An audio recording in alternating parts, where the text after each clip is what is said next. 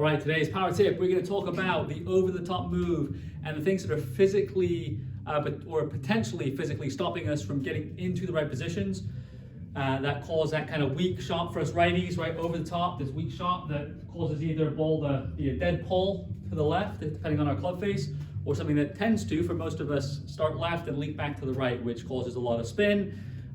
We tend to have a little bit less club head speed when we do that, and we're getting this more wipey shot that's not going to go as far as we want. So from today's tip, we're going to do it from more of a physical standpoint, a mobility limitation standpoint, or some other limitations we can have in our body that stop us from getting some of the speed that we may already be capable of producing. So, or at least capable of seeing the distance, right? If we're swinging 90 miles an hour, we're going way across it, and we get to 90 miles an hour straight, a more neutral path, we're going to see better spin numbers, better distance, better launch numbers, all things that are going to make us happy, okay? So obviously there's a skill element of all of this, and you've got to work in developing the skill and continue to work on a skill, work on your skills from a golf standpoint with your local golf professional or one of your golf professionals that you've been working with. If you haven't been working with one, I encourage it because there are a lot of parts to playing good golf, and being fit's one of them, but working on the skill and technique is obviously another big one.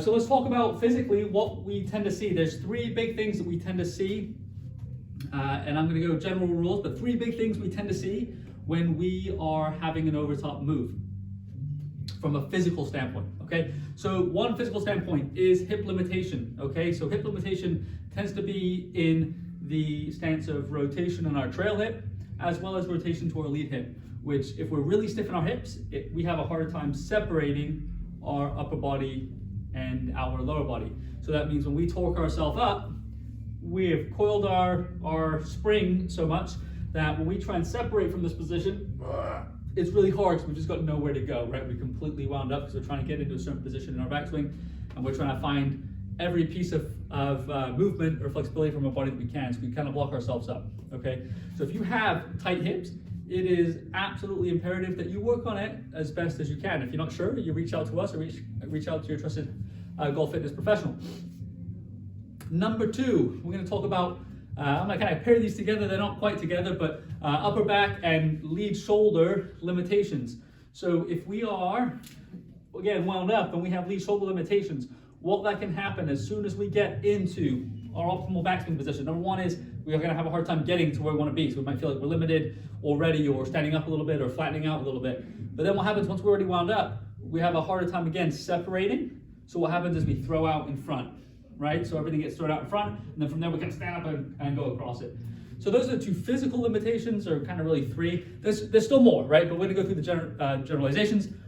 And then the last one is someone that just has a really hard time. Maybe they move well from your upper body, maybe you move well from your neck, maybe you move well from your hips, but you're still having a hard time separating the hips from the upper body. And that is important because we want the hips to lead and the hands and upper body to be a little bit passive to allow the club to settle underneath. So that last piece is a bit more of a coordination piece. It's something that you still need to work on and develop. That's the brain sending the right signals to the body and the body taking care of it. So at Tour Vision Performance, if we identify those issues with you, we're going to give you drills to work on that will complement getting you moving better, allow you to get a little bit more coordinated in the hips, and then it'll allow you to get more out of your lessons with your golf coach or golf professional to get double the bang for your buck, right?